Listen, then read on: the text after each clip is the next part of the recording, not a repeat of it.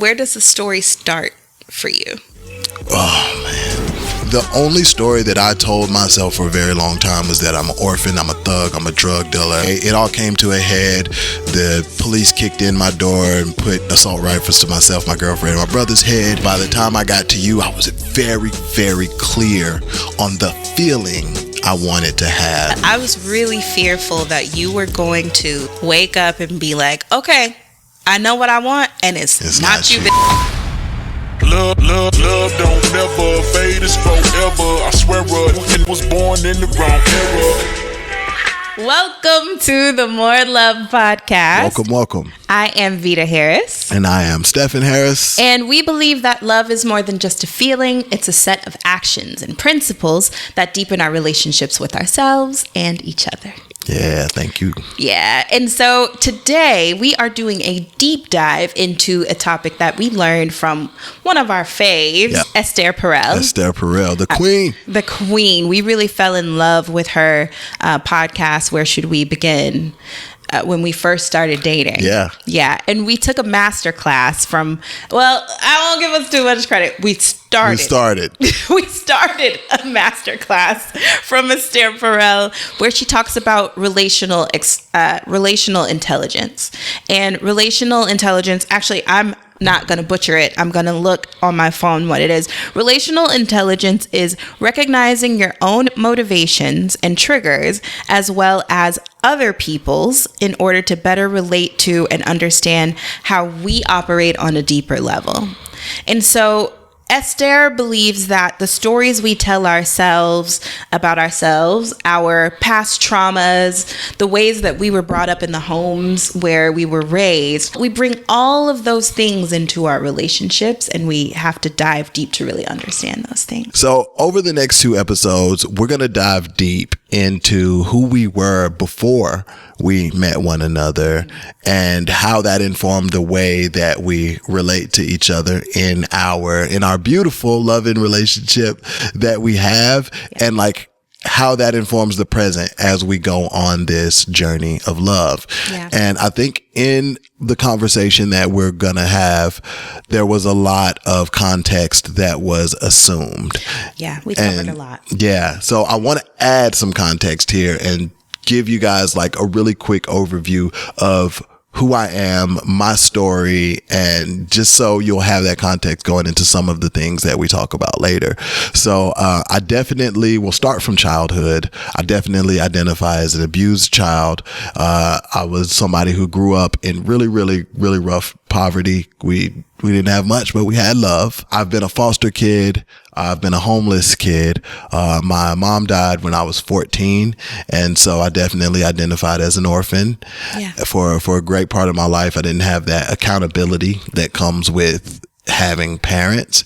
And so with that, I took myself down a couple different paths. I definitely went down the path of identifying as a gangster, as a thug, as a drug dealer, as a drug addict. I don't know that I knew I was a drug addict at the time. That's the first time I've heard you describe yourself as that. So new discoveries. Definitely addicted.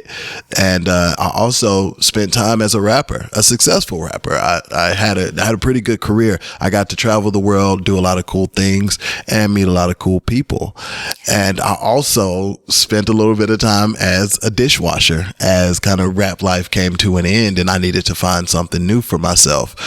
Now I spend my days in real estate. I'm a real estate broker, and I'm also a dad and a husband and a zaddy with a Z. A certified zaddy. Thank you. And so in this conversation, we're going to explore all of those roles and how those roles showed up in our relationship. And it really made me ask myself, like, of those roles and those stories that I'm telling myself about myself, how much of that should I keep and how much of it needs to be thrown away? I love that. I'm excited for you all to be able to dive into this conversation. I feel like we covered things that we hadn't yet talked about too. So this was great for me. We go very deep. Very deep. Buckle up, y'all. Yeah, it's a bit of an emotional roller coaster, but I think it is super important to understand your own triggers and motivations in order for your partner to understand what the fuck is going on with you in a lot of different moments. So I hope you guys enjoy this conversation. This is episode 1 of our Relational Intelligence series. All right, let's break it down so it can forever and consistently be broke. Okay, so talking through what made you who you were when you showed up in our relationship and how you were showing up in other relationships. Where does the story start for you? Oh man, I think maybe I'm gonna bring it a little bit closer to when we actually met. I was right off of a huge transition from music life equals street life. Like they were entwined, and kind of this life of not getting what I want, not being who I wanted to be, and not seeing myself, I think, in the same light that a lot of people saw me. And I decided to like trash everything, leave where I was from, leave where I called home for all my life, and go and start something new somewhere else and become a brand new person. Can I ask you a clarifying question there? You said that people were seeing you in a way that you didn't see yourself. Yeah. How would you describe that? So, cool way to describe it is like a story of me and my uncle. They came to visit one time, and we were walking through like the mall, and like maybe 3 different instances of people coming up to me in the mall and like wanting to like just give me props on the music and like showing me a lot of love for the music that I was creating. And I think I tried to portray an image of like music celebrity, and I think a lot of people actually were picking up on that, but I didn't feel that inside of myself because all I knew was like I still didn't have the money that I wanted to have. I wasn't necessarily making the music the way I wanted to make it. Like the plan wasn't panning out the way I had anticipated. So I think there was a disconnect. Yeah, like it was giving you've arrived from the outside looking in, but inwardly you were like, this is not it. This is not clicking the way. Yeah. Nah, it's not it. Cause I was still doing bullshit. Like I was still trapping. We was definitely just high all day, every day. And then like the music was on the side. I wasn't touring the way that I was before. And so it felt like I was still like striving and pushing to become the thing that I want everybody to see me as. And so there was this huge disconnect, and like there was an emptiness there. Like that disconnect caused a void, and that's a void that like I would feel on the daily. And so flashing forward to like, okay, it all came to a head. The police kicked in my door and put freaking assault rifles to myself, my girlfriend, and my brother's head. And like before I knew it, my whole world came crashing down. It was time to be something else, but I didn't know what to be and how I wanted to be. And so I was just kind of following still. Yeah. And so that leads up to a point like when I met you and I came into our relationship, I was still very much not certain of who I actually was and what I wanted my life to look like. I think I had a whole lot of maybes. I remember us having our first conversation and me just telling you like, I want to do this. I want to write a book. I want to run a company. I want to still do music. I want to have all these things. So I didn't have focus. Yeah. I didn't have focus in like a set direction. But I think what you experienced was like the universe telling you it's time for a shift, and you kind of like just moving in that direction without knowing exactly like what your next step was. So you're like taking these great steps, but also having to ask yourself like, how can I how can I make sure that this is aligned with like my soul, my core, what I want at my core? But to do that, you have to really understand like, who the fuck am I inside of all of this? Yeah. And how do I define myself now? Yeah. Word. And so that's interesting, because I think where I was I was in a process of learning to love myself and accept myself without fully knowing who I was. So like you can even compare that to a relationship. Like you start to love and accept the other person early in your relationship without even knowing who you are fully loving and accepting. I think I was in that phase. Yeah. So like before you, I had a period of just time to like travel and like just spend a lot of time alone. And then I had this period of being with somebody that didn't want to be with me. And so I also had a period of time with myself and alone and to see what I didn't want. So by the time I got to you, I was very, very clear on the feeling I wanted to have with the person that I was going to engage with. And I knew I was looking for my wife too. That's the other thing. Like the intention was clear. I knew that I wanted to get married. I don't know if I wanted to have kids, but like I wanted to get married, have a family. And like, I was looking for that, and nothing else would have been okay. I'm curious too. Okay, so there was this moment in our relationship where I realized how ride or die you were. And that was a moment where I was going through this really bad depression, and my habit when I would go through stuff like that, push away. Like, get out of my space. I just need to be in here in the dark, processing however I want. And like, so what I wanted was for you to like be away. I remember being in bed in the dark and you kind of coming in and just being like, I would like to be with you instead of leaving. And I remember at the time I was in deep therapy, and my therapist and I were basically in the relationship with you at the same time. And I was like, what does this even mean? And how this comes back to like who you were at that moment, you wanting to be there with me through that depression. I think you built that muscle in your childhood. Absolutely. With your mom. So like you were showing up as this great partner, but what that really went back to was like your experiences as a kid. Yeah. And I'm curious if we could also just dive into how you showed up as such a full partner. Yeah, I showed up as little Steph in those moments too. But like little Steph was probably way too concerned with how his partner or his mom in that moment was feeling. Yeah. So man, there's a couple different things that come up for me, and in you saying that goes back to me knowing what I wanted. I knew I wanted the feeling. What I realized when I met you was that feeling was home, and that is the main thing I think that brought us together. Is like we both kind of come from the same place and went through a very similar journey. Yeah. But like even to go deeper, like our moms share a birthday. Our moms are like very, very much similar. And so I didn't know at the time. I saw a lot of my mom in you. And it's just the way you light up, like you guys light up in a similar fashion. And so my mom also went through really dark days and depression. And like there was times when she couldn't get out of bed, and those times when like I wished that I would have been in there with her the whole time, holding her.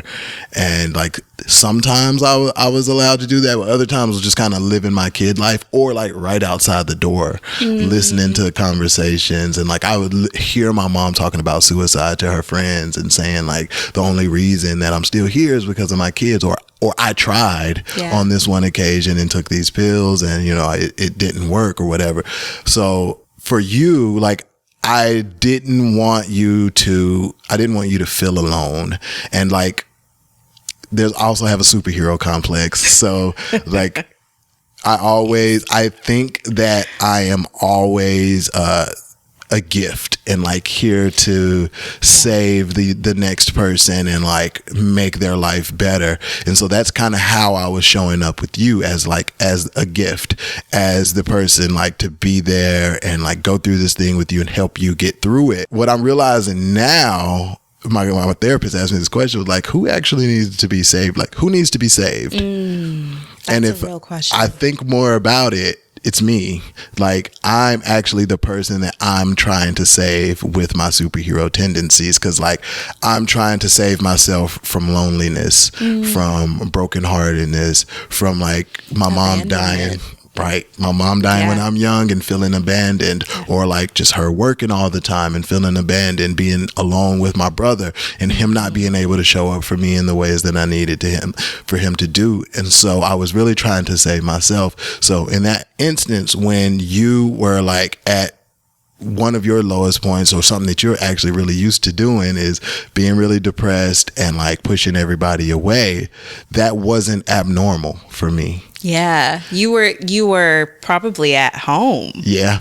It's like, oh, here's the dark room, the closed door. But I think it's really cool that little boy Steph came in and said, Can I be in bed with you? I don't want to listen through the closed door. I feel like that's really powerful. I don't think that either of us knew that was what was going on, but it's a really good example of how romantic relationships, especially just because they're so intimate, can help heal you and help you like live out those cycles and see something different, like something that was in my vows to you. I'm just like, I'll be different for you. Yeah, we can test out these things that you went through in the past that didn't work out the way that you would have wanted them to, and see what does it look like for you to actually ask for what you need in that moment.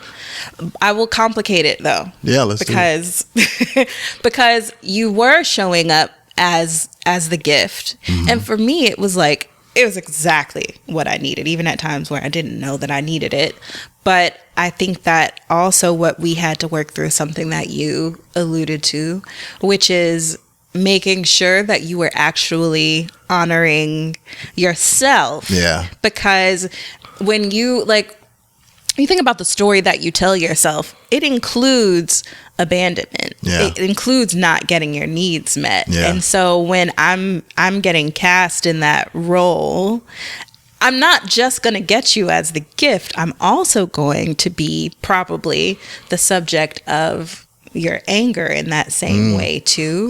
And that was something that I was really cautious about in the beginning. I don't know if you remember me being like, yes, you're a nice guy and that's great, but are you doing this? Are we entering like covert contracts? Man, we gotta have a whole discussion on those one day. Yeah, are we entering into covert contracts? Are you expecting something out of me that you're not asking for? Like that side of it. Yeah, you illuminated this whole way of thinking and being that I think maybe I was participating in but didn't know that I was participating in.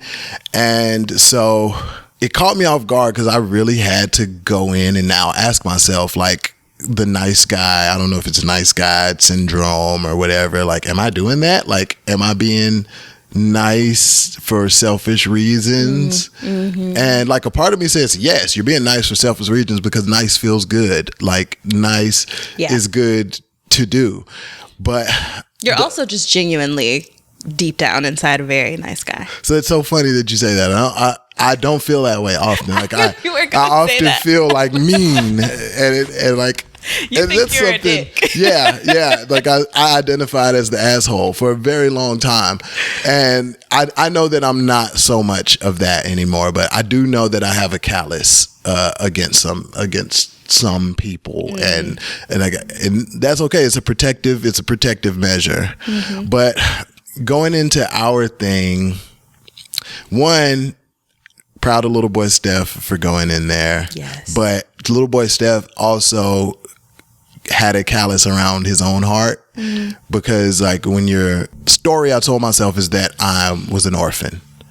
And so with being an orphan, you don't need anything, right? Like you build up this tolerance to not having a connection, not having a family, not having a home, not having an anchor, and then being in these places where you need to make yourself really small in order to like not cause turbulence. And so that was who I was showing up as, was the orphan who not only needed to make himself small at home with his parents and family because things are volatile, but also in the foster homes that I lived with, just in order to like cause an issue so that I have to go somewhere else. Yeah. And I truly believed that I did not need anything. Yeah. I truly believed it. And the more self-work that I did, I think the more I grew needs. Though that's deep. Because I was growing, and I was like shining light in these places inside myself that had never been illuminated. And with that awakening comes a new way of being. And I really think like I really think I didn't need anything back then because I didn't need anything. And I was just this one person, like this more narrow version of myself. You had like conditioned yourself not to, at least maybe not to have needs, but like not to focus on that, not to even examine whether you had needs or not. Right. Like it wasn't in the forefront of your mind. It wasn't something that you thought about. I remember asking you stuff like, what's your favorite this or that? And you'd be like, I don't know. I don't really have favorites. It's just like, you just hadn't leaned into, I don't think at that point had leaned into like, who am I really? And just like being, I think that's a way that I felt you evolve, and the way that you're still evolving is just being inside of your body more. Being able to identify your emotions and point out like, oh, this does feel good. No, this doesn't feel good. And gradually you're shining that light, like you said. It's a new muscle that I'm developing that was so necessary. Going back to us being together, like I learned so much from watching you, and you talked to me about like your healing journey, and that's what put me into therapy. Like I was like, you don't need to be my therapist, for one, because you're doing that. Like we're having these type of conversations on your patio, and I felt very ill-equipped to have them. And it let me know like I need to go and work on me. And I said this in a conversation with some friends of ours, but I'm very, very selective about letting people into my life, because people come with all of this shit with them, all of this baggage. And I knew that my baggage was not all good. Like I didn't know what it was, all of it, but the only story that I told myself for a very long time was that I'm an orphan, I'm a thug, I'm a drug dealer, I am poor, I'm somebody who came from nothing, and like I haven't arrived yet. Like I'm still struggling and striving to be something better. And really it was just money. Like it was at this time, like I was trying to be a better human, but the outcome was money. Like I want to be a better human so I can make more money at the end of the day. Sometimes it be like that. This is facts. And so I learned that this muscle existed by us even like being together, which is amazing. And then I had to go through years of therapy in order to iron out a lot of the turbulence that comes with now realizing that there's this whole world that exists, and there's this whole world inside me that's existing and that has been existing. That's another problem. It's always been there. It hasn't gotten to come through. And so with me not having favorites, with me not having strong opinions and preferences on things, like I probably did maybe. And it was so, I learned how to press it down so much. I felt like it didn't exist. And so all this shit comes busting out. And I remember you talking about like, yo, you're about to go to therapy and like make this big change. And I just hope that it doesn't change who you are fundamentally now, because you're learning to want things, and I hope what you want and I want like are still aligned. I forgot about that. That was a whole thing, and that was, I'm sure we'll talk through it in our next episode, but like, yeah, I was really fearful of that. I was really fearful that you were going to wake up and be like, okay, I know what I want, and it's not you, bitch. Wow. I'm out. Like I was really afraid of that. Yeah. I think I feel very lucky that as you've become more in touch with yourself, You still want I me. still want you. Yeah. You want still you more love than me. ever, baby. Yeah, I'm really happy for that, because I was going through my own thing, telling myself my own story, and I was like, I think in that moment I was afraid that it was the dysfunction in your life was informing your desire for me. Yeah, And some I of it was- did. Yeah, right. Yeah, right. absolutely. Because there was some stuff that, took you into those cycles that you needed to live out. And I was really afraid that, you were going to come out functional and be like, I could do so much better than this lady. It's crazy. That's crazy. But no, that didn't happen, did it? Yeah, no. I think we fell deeper in love and we got closer, which takes me to a place like with this love journey. I'm figuring out and starting to understand the importance of yourself inside of the duo. Yeah. And I come from a culture of tit for tat. If I do for you, you have to do for me. You owe me. And that's the household culture. You owe me, and loyalty. Yeah. Like, you owe me loyalty because, I'm going to be loyal to you. I'm not going to tell on you for doing this thing, but you can't do it for me. And so for you, like, one thing is like, if I was going to grow and change and like become this different person, like my interior culture is still the same. So like, I owe you that. And like, I feel a degree of loyalty to you because you helped me become the person that I am. And I am not, not the type of person to leave people behind just because I like grow and become something different. And I had to learn too, like, not everybody deserves that amount of loyalty. Yes. But like, some people do. And I'm also learning that like some people do deserve that loyalty. I want to examine that. That's one of the reasons I'll never cheat. And that's because I owe you that fidelity. Well, that's true. You're right about that. Yeah. It's being a real nigga though. Like, it's being That's who you are. a real stand-up individual. Is I said I'm gonna do this with you. Like, it'd be different if I didn't say it. But like I said that we're rocking together. We made vows together. And like, I'm not going to play you. I'm not going to have you looking stupid out here. And like, that is how I was raised, is like, you not finna have me out here looking stupid in the world. Yeah, and like, you're not going to make this house look stupid. What goes in this house stays in this house. Like, I brought that into our relationship. Yeah. Kind of unknowingly, right? I brought that into this, and like, that is a core part of who I am. So as I go down this journey of like discovering who I am, how I feel, what are my preferences, what do I really like, what do I not like, and like speaking up in moments where I don't like, which is a whole nother freaking journey. We're working through that. Yeah, but like that part of me stays and stayed. So I wish that I could have given you that confidence way back then. Like, nah, I'm real, I'm loyal. Like, you're not gonna have to go through that. Well, let's examine though, because like, it's not in my best interest, but in terms of my personal principles, I do wonder if it would be better for you to know that you have the freedom to leave me behind if what's best for you is to leave me behind. Like, my heart hurts just even saying that, because I don't want that to happen. Let me be clear. But like,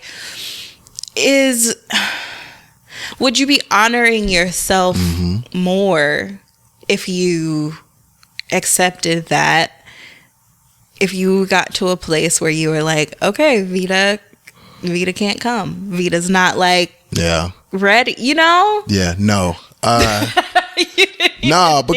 I don't have to think about it, because because that's a choice. To me, that's when love becomes a choice. And that ain't even love. Like, that's like commitment. That's commitment. Yeah. That is commitment, and that is a choice inside of love that I've made. And we talk about this type of stuff all the time. Like, one, I ain't used to having a relationship where if I want to go sleep with another woman, the thing that I have to do is come and talk to my wife about it and like tell her like I'm having these feelings and I'm thinking, and like, yeah, not to say like that's going to be, like, that's not going to be an easy thing to do. Probably won't be an easy conversation. Probably be some tears and like there'll be some back and forth in that. Because just because you can talk about it does not mean that it's going to be an easy conversation. For sure. But we've talked about that. Like, hey, if you need to do something, you need to come and talk to me about it. Yeah. And I haven't had the experiential learning to know that that's okay. But yes, let's say no, there's not a world where Vida gets left behind. I think because I made that commitment to you, you are my life partner. And like, I went into our thing with that, like you're the partner through life. And if there are changes, which there will be, but to what degree is to be determined. But whenever there are changes, like we'll go through those together. Yeah. The cool thing is you have the capability also to evolve drastically. So maybe a good insight as to why that has not happened is because you've not been stubborn and stagnant in your own life, in your own growth. And I'm sometimes still in the relationship with the person you were 4 years ago. Yeah. 3 years ago, and like I have to very much change my perspectives on who I'm dealing with today because you've grown and evolved so much. And I was just listening to Simon Sinek talk about something like this, but I think we're learning as a society, and I'm learning especially, is to be in a relationship and have it be about two people and not about just one. And we can only really think from our perspective, of course, but you can empathize and you can listen and you can like be open and pay attention and like take in what the other person is actually saying. Yeah. And so yeah, I'll grow and I'll become, and I'm as dynamic as I am, but like you are too. Yeah. And if I was in a relationship with somebody who was not, then it would not work probably. Like I would probably outgrow you, but you're not that way. Like we are both that, which is really a reason even early in our relationship is why it brought us together. It was our growth. Yeah, it was intentional. Our past and our growth through this that brought us together. Like you were looking for somebody in your new world that had the experiences from your previous world. You were having trouble there. I was looking for somebody in my new world that reminded me of the old world, but wasn't stuck there. Yeah, it wasn't stuck there. It was moving forward. That's a really good point. That's what brought us. That was what brought us together, and that's why we are here now. And so, I think the story I was telling myself when we first met was that I was the orphan who survived, and I think the story that I tell myself now is that I'm one lucky bastard, and that I am very much a family man. Yeah, you are definitely a family man. I love that. One lucky family man. One lucky family man. Yeah, and it's a big juxtaposition. I grew in being an orphan from the age of 14 to the age of 30 something, because like even it's still opaque like it could be now. I didn't have parents, so to live a life of not having a parent at all, there's nobody to disappoint. Yeah. There's nobody to hold you accountable. And there's nobody to feel grounded to. Even my aunt and my uncle, they did a good job of raising me and making sure I stayed out of trouble, but it wasn't home. Yeah, it wasn't parents. Yeah, it wasn't parents. Yeah. And so now I am a parent. Yeah. I'm a parent and a husband. So do you feel like you're reparenting yourself at all? I'm sorry if I took you off track. I think I should be reparenting myself in a lot of instances where I'm not, because parenting brings up a lot of insecurities and uncomfortable triggers for me. And like, I'll even find myself envious of Saint in certain moments. And I had to go in and see what was going on there. And that's because my inner child, little Steph, didn't get that. Yeah. And little Steph built up a story that he didn't deserve that. Right. And nobody does. Or well, he didn't him. deserve unconditional love. Oh, yeah. Like, to watch you love Saint and accept him unconditionally, I'm learning that. I'm learning how to do that because I don't believe that was done with me. Yeah. And like, let's take nothing away from my aunt and uncle. I want to shout them out. They took me into their house. Like, I was a strange kid, even though like they knew me, I wasn't who they thought they knew, and they still loved me and accepted me and raised me up. But like we said in the last episode, you can still be great. You can still be loving, but it doesn't necessarily mean it's perfect. Yeah. Perfect Right. love. Yeah. And it wasn't home. Yeah. I think it was the best way to put it. But now I have a home. And I inject a lot of the things that I missed into our home, but like also a lot of things that I missed, like that way of living also comes into our home when I don't necessarily want it to be. And it's just second nature. Like it's just how I was.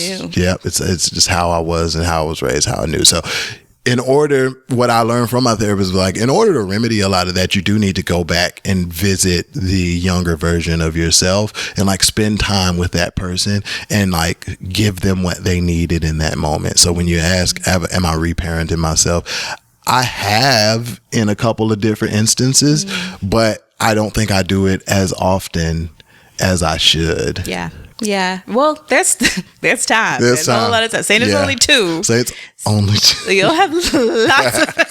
Did it just click for you? Like, damn, we only been doing this 2 years. It seemed like it's been a minute. Yeah. Yeah. But yeah, there will be more opportunities. And I look forward to seeing that evolution. I look forward to seeing both of you evolve together. And I personally already see Saint as a tiny little version of you. Yeah. I'm on my own personal mission to reparent you and like show Saint the love that I wish I could go back in time and give little Steph.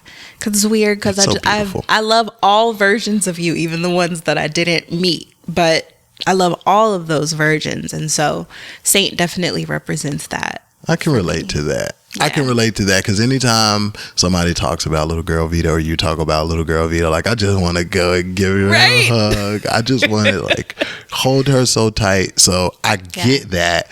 And it probably would be like the same. It would be different if we had a little girl. Then it would probably be me like trying to love little Vida. But I think that's beautiful.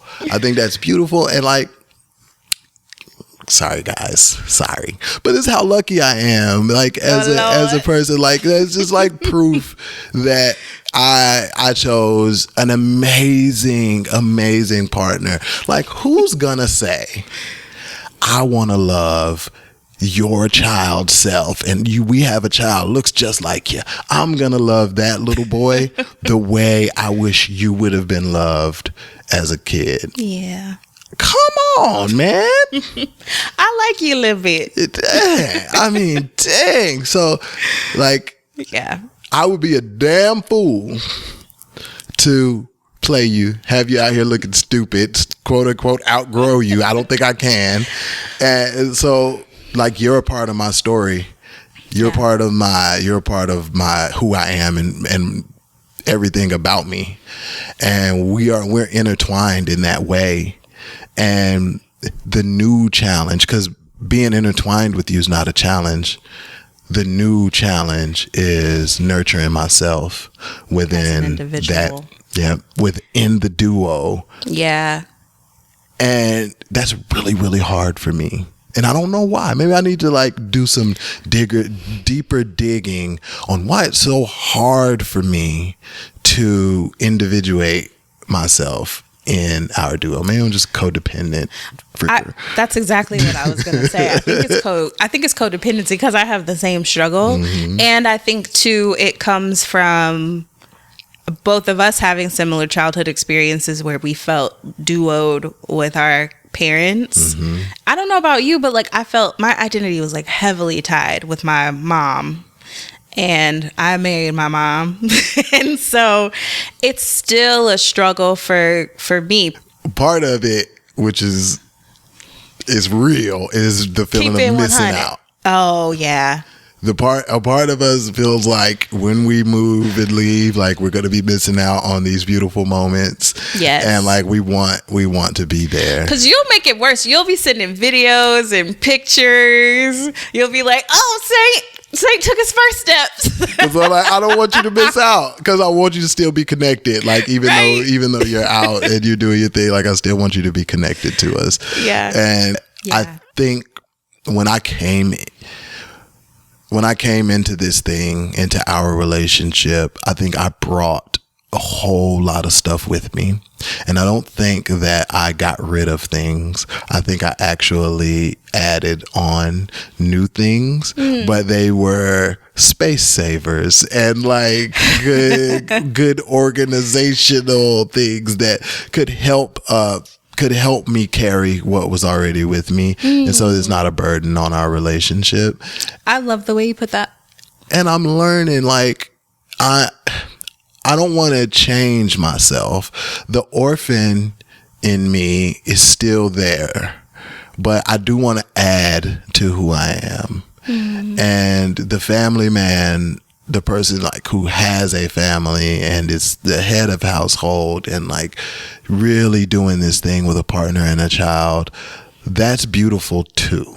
And with that, he has to also hold space for the orphan.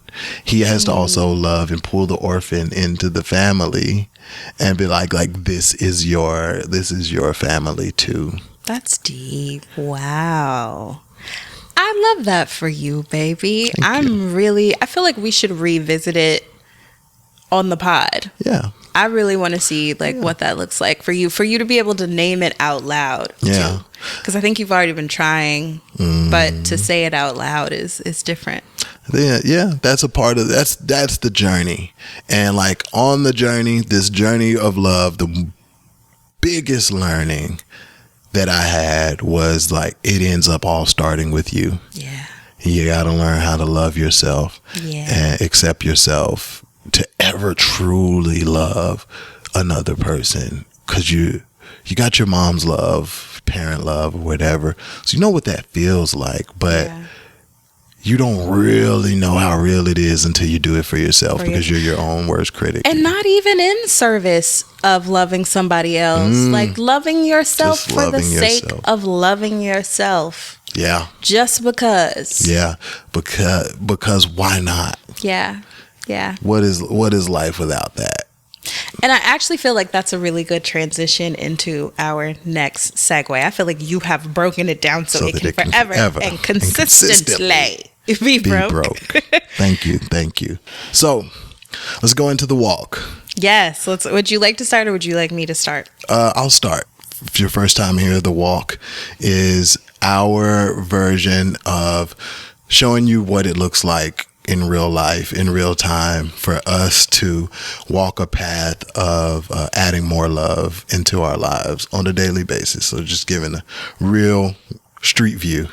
Yeah, it's easy to talk about it in theory, but the walk is meant to really expose what it looks like in real life. In real practice. So my walk, which, there are several that go on at one time, but I think that kind of relates to this episode has been self-talk. And one of the things through therapy that I learned was one of the voice in my head. A lot of the times the voice in my head is not my own voice.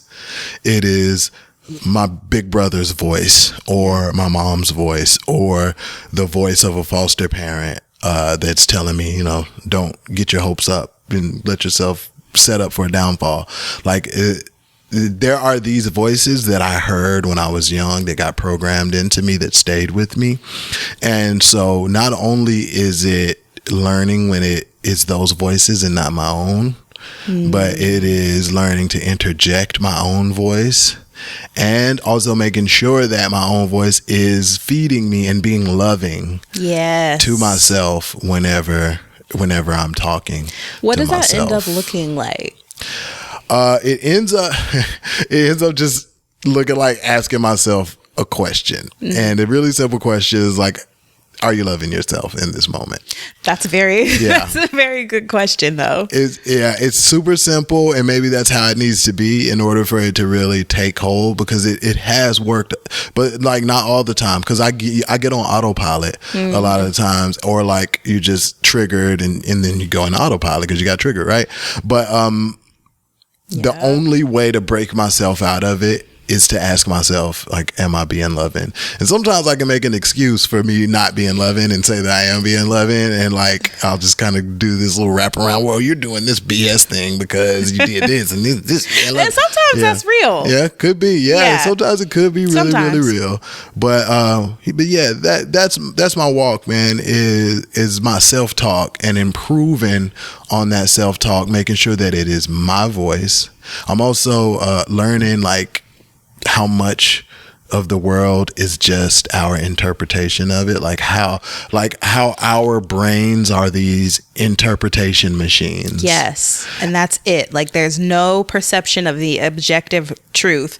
If you are perceiving, it's already gone through some type of filter to tell you what to believe you're seeing. Right. So your filter is all that crap you went through in your whole life. All that crap. And so I'm seeing the world through that filter, and I think I'm cleaning my filter, and I like trying to make sure that everything is balanced.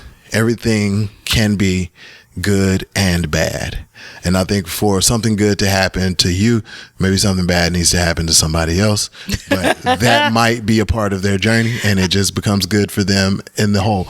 But I it's get the what story. you mean, especially because you have like a people pleaser background. So there needs to be an understanding of like, everybody not gonna be okay. Yeah, not all the time. Yeah, and that's okay.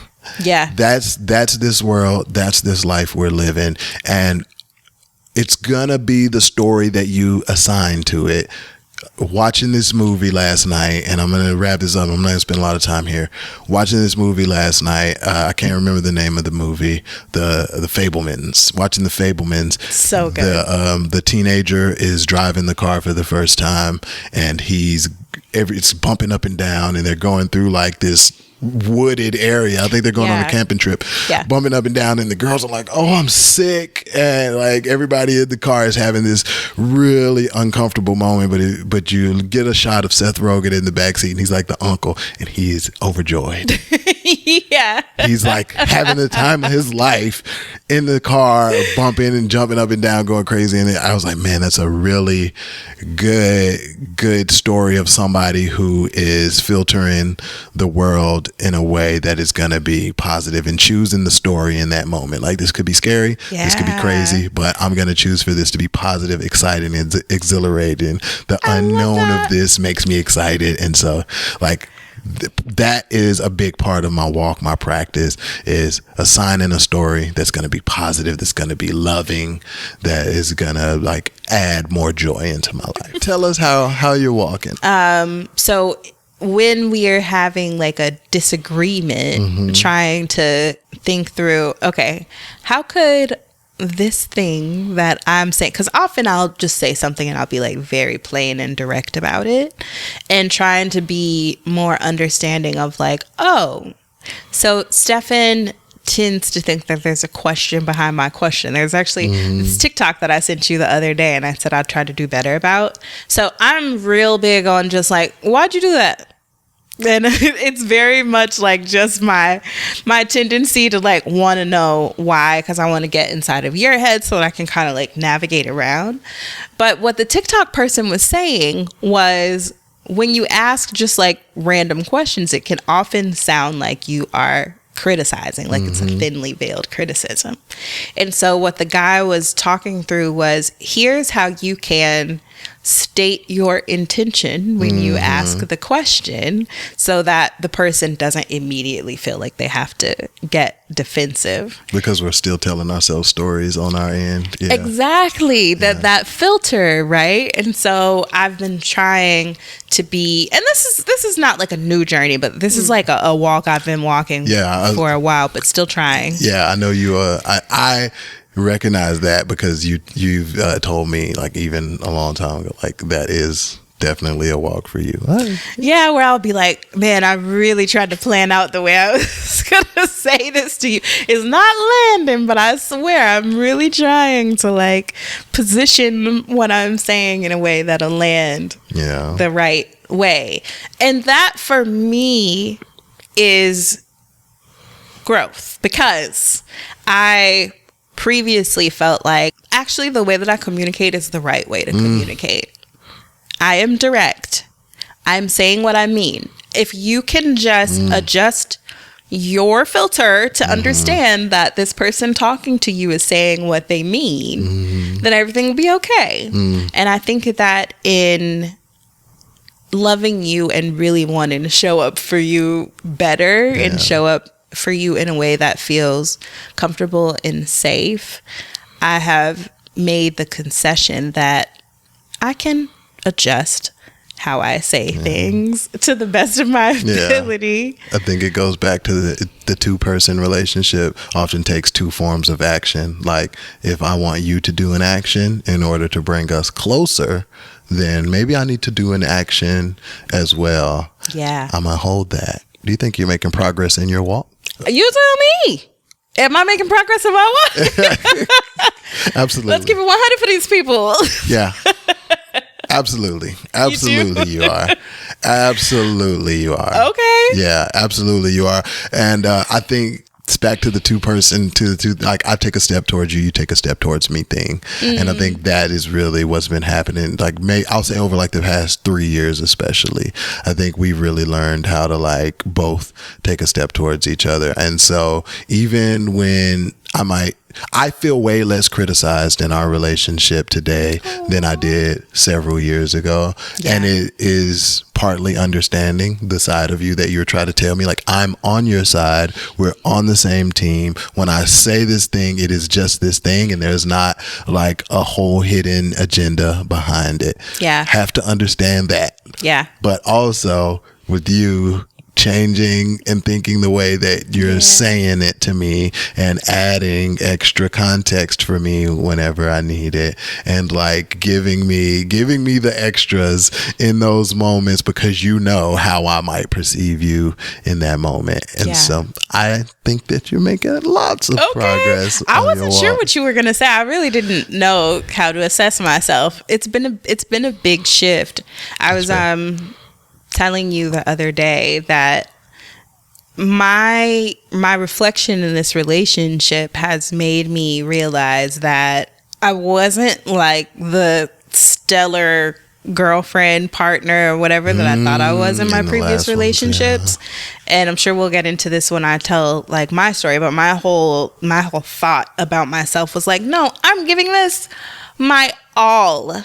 And I'm great. And so why can't you just love me properly? Whereas in this relationship, like it's a requirement to be reflective, right? Yeah. To evaluate myself and say, am I showing up for stuff the way that he deserves for me to? Mm-hmm. And really realizing that like there are things that are like really deep seated habits of my personality and behavior that are not actually the best way to show up, like to dig your feet in and just say, this is the way I communicate and it's right. Not cool. You just said, to shorten what you just said, you said like reflection, self-reflection is a requirement in your relationship. Do you think that's just a requirement in our relationship, or do you think that should be a requirement in all relationships for them to be? Well, I'll say most, because generalization is generally bullshit, but in most relationships, I feel like, so I try to stay away from shoulds generally, but I don't know, I feel like that's pretty universal. Yeah. There's like two things. You can't just decide like I am just right and think that it's going to be that way all the time, right? Because you're always evolving, you're always changing. And so that regular check-in with yourself of like, how am I doing? That's just healthy, just in general. Yeah. But two, like you would want your partner to do that for you. Yeah, you would want your absolutely. partner to ask themselves, am I right here? Is there room for me to grow? Yeah. And so, I think it's every relationship you need to be self-reflective. Yeah. It's easier said than done. I asked that for myself to hear you say that. I know that it's something I do, but I think I do it most in times of discomfort. And what it made me really want to do is ritualize it to where I'm doing it in just because it is a part of what I do normally in order to make sure our relationship is at its best place. What do you think that would look like? I think it looks like taking the time and taking some moments of stillness to myself, but not making it all about myself. Because I think that's what I do a lot of times now. And to now make it about myself in relation to you. And like making sure, okay, if there are 4 days out of the week that I meditate, 1 or 2 of those needs to be spent on reflective time about our relationship and saying, am I showing up the way I want to, or the way I should be, or like, am I right in this situation? Like, am I doing the things that are like to better our relationship? Yeah, I'm with that. I love that. Oh, I love this segment. Yeah. All right, so I guess we'll wrap this thing right on up. Yeah, I hope you guys enjoyed that. That was a hard conversation for me to have, but I'm glad we had it.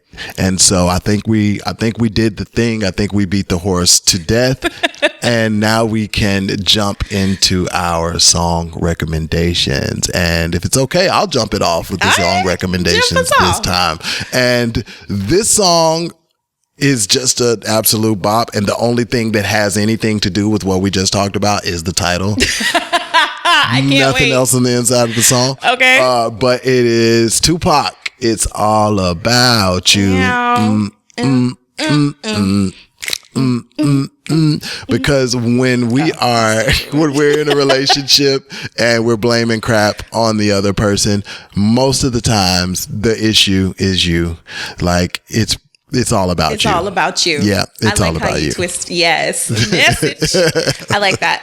Mine for this episode was Alicia Keys' Diary. Nice. I feel like a lot of times, not just for partners, but just like in relationships, when we're thinking about relational intelligence, you have to be a diary for somebody. You gotta really like open up and say, all right, I'm a blank page. Tell me who you are, and really like soak that all in. So that is my song for the episode. Nice. Diary. Love it. That is one of my all-time favorites by Alicia Keys. Even though I didn't want to go see her in concert, still love that song. You played Alicia Keys. You played Alicia Keys. But yeah, that's a classic. So some questions that we wanted to ask you are, what are some experiences that are affecting the way that you show up in love? And are you reliving old stories in new relationships? Man, what a great question. I can't wait to see what people say about that. Yeah, like, let us be your diary. Word. What's going on? Word. And then the next episode, we get to dive into your diary. Yeah, I'm on the next episode. And as you probably saw, Steph did not shed a single thug tear. So there will be just a slight tear. Like, I won't, not too much on the tear, but really diving into the stories that I was told about myself. I feel like when we dove into this conversation, that it was a lot about like what I heard, what I received, and then finally kind of taking the reins for myself and defining myself for myself. Love that. And so if you're excited to go on this journey with us of defining, mining, and refining more love, then hit that subscribe button, and we'll see you on the next one.